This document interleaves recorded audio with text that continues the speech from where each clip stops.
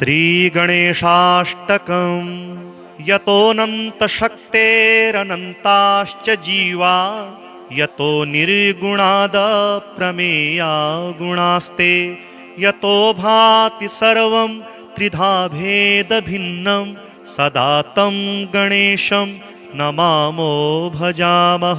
यतश्चाविरासि जगत् सर्वमेत तथाब्जासनो विश्वगो विश्वगोप्ता यथेन्द्रादयो देवसंघा मनुष्याः सदा तं गणेशं नमामो भजामः। यतो वह्नि भानु भवो भूर्जलं च यतः सागराश्चन्द्रमा व्योमवायुः यतः स्थावरा जंगमा वृक्षसंघा तदा तं गणेशं नमामो भजामः। यतो दानवा किन्नरा यक्षसंघा यतश्चारणा वारणः स्वापदाश्च यतः पक्षिकीटा यतो विरुधश्च सदा तं गणेशं नमामो भजामः। यतो बुद्धिरज्ञाननाशो मुमुक्षो यतः संपदो भक्तसन्तोषिकः शु यतो विघ्ननाशो यतः कार्यसिद्धिः सदा तं गणेशं नमामो भजामः। यतः पुत्रसम्पद्यतो वाञ्छितार्थो यतो भक्तविघ्नास्तथानेकरूपः यतः शोकमोहौ यतः काम एव सदा तं गणेशं नमामो भजामः। यतोऽनन्तशक्तिः सशेषो बभूव धराधारणेनैकरूपे च शक्तः यतोऽनेकधा स्वर्गलोका हि नाना सदा तं गणेशं नमामो भजामः। यतो वेदवाचोऽतिकुण्ठा मनोभिः सदा नेति नेतीति यत्ता गृह्णन्ति परब्रह्मरूपं चिदानन्दभूतं सदा तं गणेशं नमामो भजामः।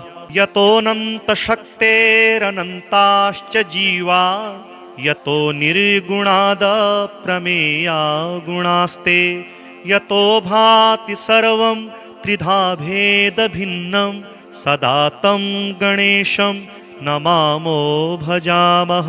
यतश्चाविरासि जगत् सर्वमेत तथाब्जासनो विश्वगो विश्वगोप्ता यथेन्द्रादयो देवसंघा मनुष्याः सदा तं गणेशं नमामो भजामः।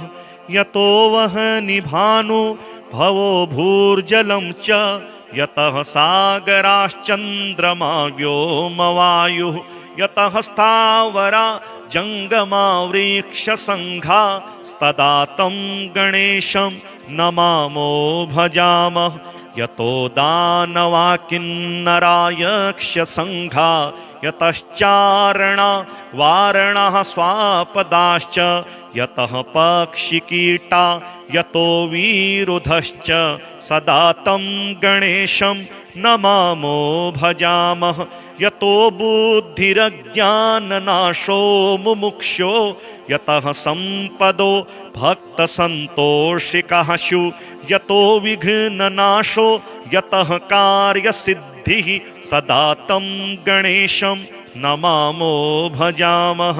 यतः पुत्रसम्पद्यतो वाञ्छितार्थो यतो भक्तविघ्नास्तथानेकरूपः यतः शोकमोहौ यतः काम एव सदा तं गणेशं नमामो भजामः। यतोऽनन्तशक्तिः सशेषो बभूव धराधारणेनैकरूपे च शक्तः यतोऽनेकधा स्वर्गलोका हि नाना सदा तं गणेशं नमामो भजामः। यतो वेदवाचोऽतिकुण्ठा मनोभिः सदा नेति नेतीति यत्ता गृह्णन्ति परब्रह्मरूपं चिदानन्दभूतं सदा तं गणेशं नमामो भजामः। यतोऽनन्तशक्तेरनन्ताश्च जीवा यतो निर्गुणादप्रमेया गुणास्ते यतो भाति सर्वं त्रिधा भेदभिन्नं सदा तं गणेशं नमामो भजामः। यतश्चाविरासि जगत् सर्वमेत तथाब्जासनो विश्वगो विश्वगोप्ता यथेन्द्रादयो देवसङ्घा मनुष्याः सदा तं गणेशं नमामो भजामः। यतो वह्नि भानु भवो भूर्जलं च यतः सागराश्चन्द्रमा व्योमवायुः यतः स्थावरा जङ्गमा वृक्षसङ्घा तदा तं गणेशं नमामो भजामः। यतो दानवा किन्नरा यक्षसङ्घा यतश्चारणा वारणः स्वापदाश्च यतः पक्षिकीटा यतो विरुधश्च सदा तं गणेशं नमामो भजामः। यतो बुद्धिरज्ञाननाशो मुमुक्षो यतः सम्पदो भक्तसन्तोषिकः स्युः यतो विघ्ननाशो यतः कार्यसिद्धिः सदा तं गणेशं नमामो भजामः। यतः पुत्रसम्पद्यतो वाञ्छितार्थो यतो भक्तविघ्नास्तथानेकरूपः यतः शोकमोहौ यतः काम एव सदा तं गणेशं नमामो भजामः। यतोऽनन्तशक्तिः सशेषो बभूव धराधारणेनैकरूपे च शक्तः यतोऽनेकधा स्वर्गलोका हि नाना सदा तं गणेशं नमामो भजामः। यतो वेदवाचोऽति कुण्ठा मनोभिः सदा नेति नेतीति यत्ता गृह्णन्ति परब्रह्मरूपं चिदानन्दभूतं सदा तं गणेशं नमामो भजामः। यतोऽनन्तशक्तेरनन्ताश्च जीवा यतो निर्गुणादप्रमेया गुणास्ते यतो भाति सर्वं त्रिधा भेदभिन्नं सदा तं गणेशं नमामो भजामः।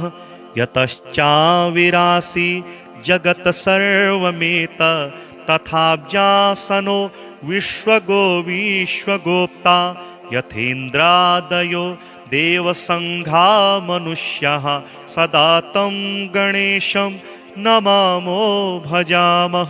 यतो वह्नि भानु भवो भूर्जलं च यतः सागराश्चन्द्रमा व्योमवायुः यतः स्थावरा जङ्गमा वृक्षसङ्घा तदा तं गणेशं नमामो भजामः। यतो दानवा किन्नरा यक्षसङ्घा यतश्चारणा वारणः स्वापदाश्च यतः पक्षिकीटा यतो विरुधश्च सदा तं गणेशं नमामो भजामः।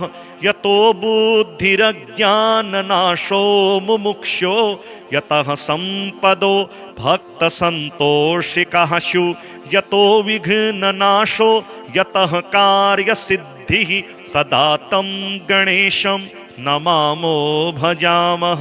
यतः पुत्रसम्पद्यतो वाञ्छितार्थो यतो भक्तविघ्नास्तथानेकरूपः यतः शोकमोहौ यतः काम एव सदा तं गणेशं नमामो भजामः। यतोऽनन्तशक्तिः सशेषो बभूव धराधारणेनैकरूपे च शक्तः यतोऽनेकधा स्वर्गलोका हि नाना सदा तं गणेशं नमामो भजामः। यतो वेदवाचोऽति कुण्ठा मनोभिः सदा नेति नेतीति यत्ता गृह्णन्ति परब्रह्मरूपं चिदानन्दभूतं सदा तं गणेशं नमामो भजामः। यतोऽनन्तशक्तेरनन्ताश्च जीवा यतो निर्गुणादप्रमेया गुणास्ते यतो भाति सर्वं त्रिधा भेदभिन्नं सदा तं गणेशं नमामो भजामः। यतश्चाविरासि जगत् सर्वमेत तथाब्जासनो विश्वगो विश्वगोप्ता यथेन्द्रादयो देवसङ्घा मनुष्याः सदा तं गणेशं नमामो भजामः। यतो वह्निभानु भवो भूर्जलं च यतः सागराश्चन्द्रमा व्योमवायुः यतः स्थावरा जङ्गमा वृक्षसङ्घा तदा तं गणेशं नमामो भजामः। यतो दानवा किन्नरा यक्षसङ्घा यतश्चारणा वारणः स्वापदाश्च यतः पक्षिकीटा यतो विरुधश्च सदा तं गणेशं नमामो भजामः। यतो बुद्धिरज्ञाननाशो मुमुक्षो यतः सम्पदो भक्तसन्तोषिकः स्यु यतो विघ्ननाशो यतः कार्यसिद्धिः सदा तं गणेशं नमामो भजामः। यतः पुत्रसम्पद्यतो वाञ्छितार्थो यतो भक्तविघ्नास्तथानेकरूपः यतः शोकमोहौ यतः काम एव सदा तं गणेशं नमामो भजामः। यतोऽनन्तशक्तिः सशेषो बभूव धराधारणेनैकरूपे च शक्तः यतोऽनेकधा स्वर्गलोका हि नाना सदा तं गणेशं नमामो भजामः। यतो वेदवाचोऽति कुण्ठा मनोभिः सदा नेति नेतीति यत्ता गृह्णन्ति परब्रह्मरूपं चिदानन्दभूतं सदा तं गणेशं नमामो भजामः। यतोऽनन्तशक्तेरनन्ताश्च जीवा यतो निर्गुणादप्रमेया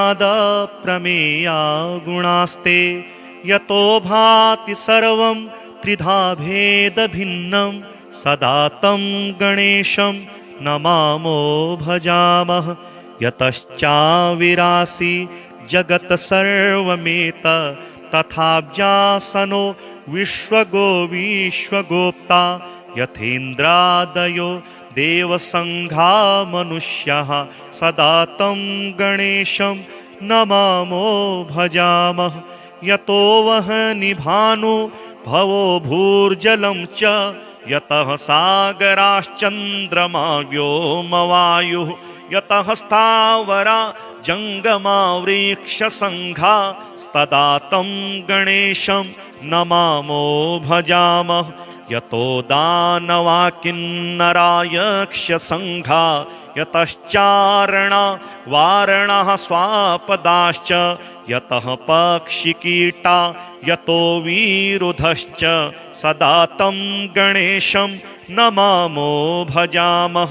यतो बुद्धिरज्ञाननाशो मुमुक्षो यतः सम्पदो भक्तसन्तोषिकः स्यु यतो विघ्ननाशो यतः कार्यसिद्धिः सदा तं गणेशं नमामो भजामः। यतः पुत्रसम्पद्यतो वाञ्छितार्थो यतो भक्तविघ्नास्तथानेकरूपः यतः शोकमोहौ यतः काम एव सदा तं गणेशं नमामो भजामः। यतोऽनन्तशक्तिः सशेषो बभूव धराधारणेनैकरूपे च शक्तः यतोऽनेकधा स्वर्गलोका हि नाना सदा तं गणेशं नमामो भजामः यतो वेदवाचोऽति कुण्ठा मनोभिः सदा नेति नेतीति यत्ता गृह्णन्ति परब्रह्मरूपं चिदानन्दभूतं सदा तं गणेशं नमामो भजामः यतोऽनन्तशक्तेरनन्ताश्च जीवा यतो निर्गुणादप्रमेया गुणास्ते यतो भाति सर्वं त्रिधा भेदभिन्नं सदा तं गणेशं नमामो भजामः यतश्चाविरासि जगत् सर्वमेत तथाब्जासनो विश्वगो विश्वगोप्ता यथेन्द्रादयो देवसङ्घा मनुष्याः सदा तं गणेशं नमामो भजामः यतो वह्नि भानु भवो भूर्जलं च यतः सागराश्चन्द्रमा व्योमवायुः यतः स्थावरा जङ्गमा वृक्षसङ्घा तदा तं गणेशं नमामो भजामः यतो दानवा किन्नरा यक्षसङ्घा यतश्चारणा वारणः स्वापदाश्च यतः पक्षिकीटा यतो विरुधश्च सदा तं गणेशं नमामो भजामः यतो बुद्धिरज्ञाननाशो मुमुक्षो यतः सम्पदो भक्तसन्तोषिकः स्यु यतो विघ्ननाशो यतः कार्यसिद्धिः सदा तं गणेशं नमामो भजामः यतः पुत्रसम्पद्यतो वाञ्छितार्थो यतो भक्तविघ्नास्तथानेकरूपः यतः शोकमोहौ यतः काम एव सदा तं गणेशं नमामो भजामः यतोऽनन्तशक्तिः सशेषो बभूव धराधारणेनैकरूपे च शक्तः यतोऽनेकधा स्वर्गलोका हि नाना सदा तं गणेशं नमामो भजामः यतो वेदवाचोऽति कुण्ठा मनोभिः सदा नेति नेतीति यत्ता गृह्णन्ति परब्रह्मरूपं चिदानन्दभूतं सदा तं गणेशं नमामो भजामः यतोऽनन्तशक्तेरनन्ताश्च जीवा यतो निर्गुणादप्रमेया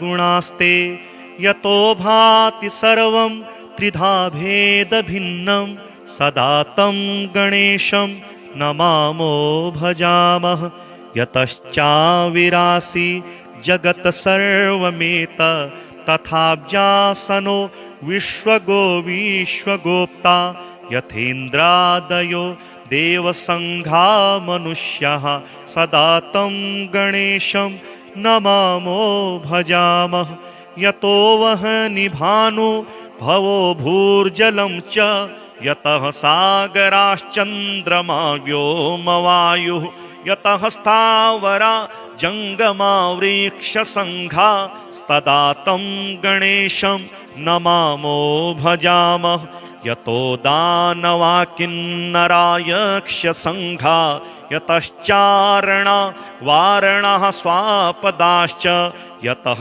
पक्षिकीटा यतो विरुधश्च सदा तं गणेशं नमामो भजामः यतो बुद्धिरज्ञाननाशो मुमुक्षो यतः सम्पदो भक्तसन्तोषिकः स्यु यतो विघ्ननाशो यतः कार्यसिद्धिः सदा तं गणेशं नमामो भजामः यतः पुत्रसम्पद्यतो वाञ्छितार्थो यतो भक्तविघ्नास्तथानेकरूपः यतः शोकमोहौ यतः काम एव सदा तं गणेशं नमामो भजामः यतोऽनन्तशक्तिः सशेषो बभूव धराधारणेनैकरूपे च शक्तः यतोऽनेकधा स्वर्गलोका हि नाना सदा तं गणेशं नमामो भजामः। यतो वेदवाचोऽति कुण्ठा मनोभिः सदा नेति नेतीति यत्ता गृह्णन्ति परब्रह्मरूपं चिदानन्दभूतं सदा तं गणेशं नमामो भजामः। यतोऽनन्तशक्तेरनन्ताश्च जीवा यतो निर्गुणादप्रमेया गुणास्ते यतो भाति सर्वं त्रिधा भेदभिन्नं सदा तं गणेशं नमामो भजामः। यतश्चाविरासि जगत् सर्वमेत तथाब्जासनो विश्वगो विश्वगोप्ता यथेन्द्रादयो देवसङ्घा मनुष्याः सदा तं गणेशं नमामो भजामः। यतो वह्नि भानु भवो भूर्जलं च यतः सागराश्चन्द्रमा व्योमवायुः यतः स्थावरा जङ्गमा वृक्षसङ्घा तदा तं गणेशं नमामो भजामः। यतो दानवा किन्नरा यक्षसङ्घा यतश्चारणा वारणः स्वापदाश्च यतः पक्षिकीटा यतो विरुधश्च सदा तं गणेशं नमामो भजामः। यतो बुद्धिरज्ञाननाशो मुमुक्षो यतः सम्पदो भक्तसन्तोषिकः स्युः यतो विघ्ननाशो यतः कार्यसिद्धिः सदा तं गणेशं नमामो भजामः। यतः पुत्रसम्पद्यतो वाञ्छितार्थो यतो भक्तविघ्नास्तथानेकरूपः यतः शोकमोहौ यतः काम एव सदा तं गणेशं नमामो भजामः। यतोऽनन्तशक्तिः सशेषो बभूव धराधारणेनैकरूपे च शक्तः यतोऽनेकधा स्वर्गलोका हि नाना सदा तं गणेशं नमामो भजामः। यतो वेदवाचोऽति कुण्ठा मनोभिः सदा नेति नेतीति यत्ता गृह्णन्ति परब्रह्मरूपं चिदानन्दभूतं सदा तं गणेशं नमामो भजामः। यतोऽनन्तशक्तेरनन्ताश्च जीवा यतो निर्गुणादप्रमेया गुणास्ते यतो भाति सर्वं त्रिधा भेदभिन्नं सदा तं गणेशं नमामो भजामः। यतश्चाविरासि जगत् सर्वमेत तथाब्जासनो विश्वगो विश्वगोप्ता यथेन्द्रादयो देवसङ्घा मनुष्याः सदा तं गणेशं नमामो भजामः। यतो वह्नि भानु भवो भूर्जलं च यतः सागराश्चन्द्रमा व्योमवायुः यतः स्थावरा जङ्गमा वृक्षसङ्घा तदा तं गणेशं नमामो भजामः। यतो दानवा किन्नरा यक्षसङ्घा यतश्चारणा वारणः स्वापदाश्च यतः पक्षिकीटा यतो विरुधश्च सदा तं गणेशं नमामो भजामः। यतो बुद्धिरज्ञाननाशो मुमुक्षो यतः सम्पदो भक्तसन्तोषिकः स्युः यतो विघ्ननाशो यतः कार्यसिद्धिः सदा तं गणेशं नमामो भजामः। यतः पुत्रसम्पद्यतो वाञ्छितार्थो यतो भक्तविघ्नास्तथानेकरूपः यतः शोकमोहौ यतः काम एव सदा तं गणेशं नमामो भजामः। यतोऽनन्तशक्तिः सशेषो बभूव धराधारणेनैकरूपे च शक्तः यतोऽनेकधा स्वर्गलोका हि नाना सदा तं गणेशं नमामो भजामः यतो वेदवाचोऽतिकुण्ठा मनोभिः सदा नेति नेतीति यत्ता गृह्णन्ति परब्रह्मरूपं चिदानन्दभूतं सदा तं गणेशं नमामो भजामः यतोऽनन्तशक्तेरनन्ताश्च जीवा यतो निर्गुणादप्रमेया गुणास्ते यतो भाति सर्वं त्रिधा भेदभिन्नं सदा तं गणेशं नमामो भजामः यतश्चाविरासि जगत् सर्वमेत तथाब्जासनो विश्वगो विश्वगोप्ता यथेन्द्रादयो देवसङ्घा मनुष्याः सदा तं गणेशं नमामो भजामः यतो वह्निभानु भवो भूर्जलं च यतः सागराश्चन्द्रमा व्योमवायुः यतः स्थावरा जङ्गमा वृक्षसङ्घा तदा तं गणेशं नमामो भजामः यतो दानवा किन्नरा यक्षसङ्घा यतश्चारणा वारणः स्वापदाश्च यतः पक्षिकीटा यतो विरुधश्च सदा तं गणेशं नमामो भजामः यतो बुद्धिरज्ञाननाशो मुमुक्षो यतः सम्पदो भक्तसन्तोषिकः स्यु यतो विघ्ननाशो यतः कार्यसिद्धिः सदा तं गणेशं नमामो भजामः यतः पुत्रसम्पद्यतो वाञ्छितार्थो यतो भक्तविघ्नास्तथानेकरूपः यतः शोकमोहौ यतः काम एव सदा तं गणेशं नमामो भजामः यतोऽनन्तशक्तिः सशेषो बभूव धराधारणेनैकरूपे च शक्तः यतोऽनेकधा स्वर्गलोका हि नाना सदा तं गणेशं नमामो भजामः यतो वेदवाचोऽतिकुण्ठा मनोभिः सदा नेति नेतीति यत्ता गृह्णन्ति परब्रह्मरूपं चिदानन्दभूतं सदा तं गणेशं नमामो भजामः यतोऽनन्तशक्तेरनन्ताश्च जीवा यतो निर्गुणादप्रमेया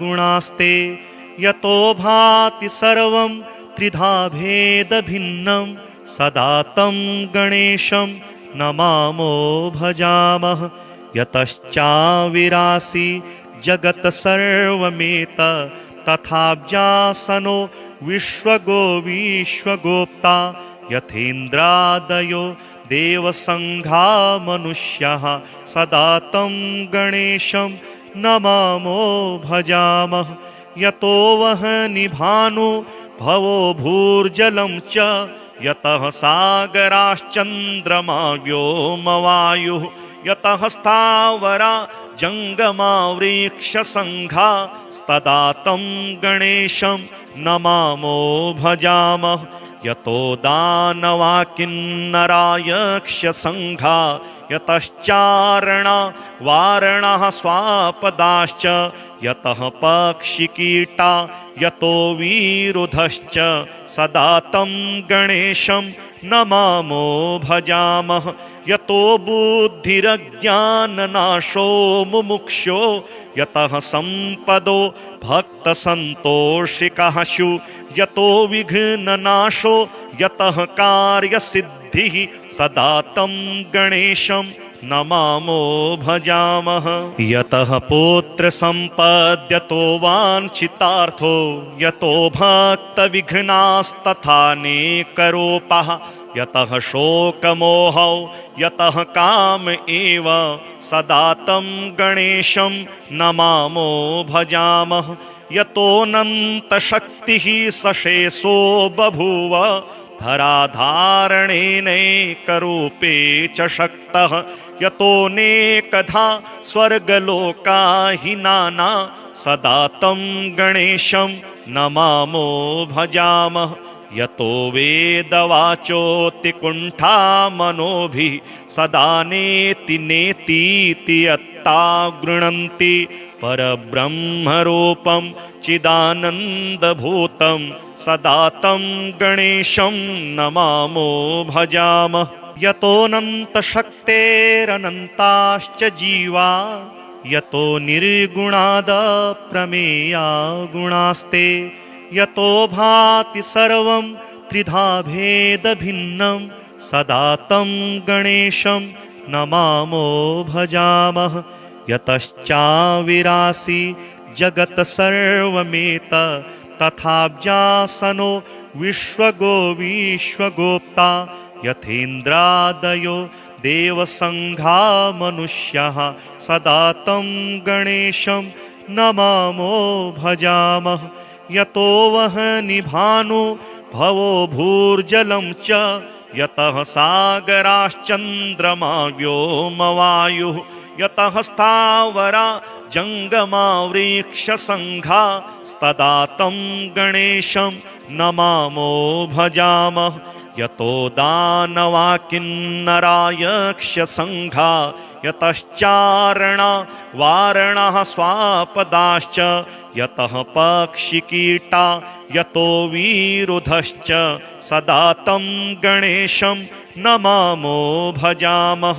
यतो बुद्धिरज्ञाननाशो मुमुक्षो यतः सम्पदो भक्तसन्तोषिकः स्यु यतो विघ्ननाशो यतः कार्यसिद्धिः सदा तं गणेशं नमामो भजामः।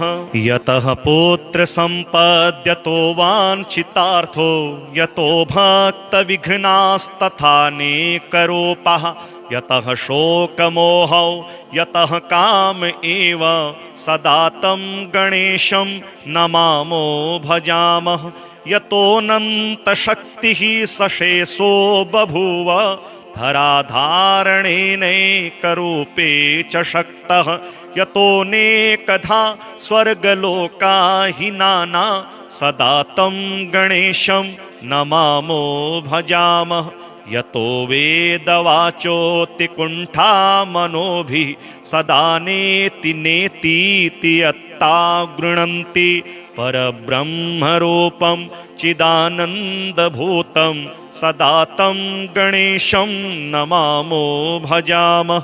यतोऽनन्तशक्तेरनन्ताश्च जीवा यतो निर्गुणादप्रमेया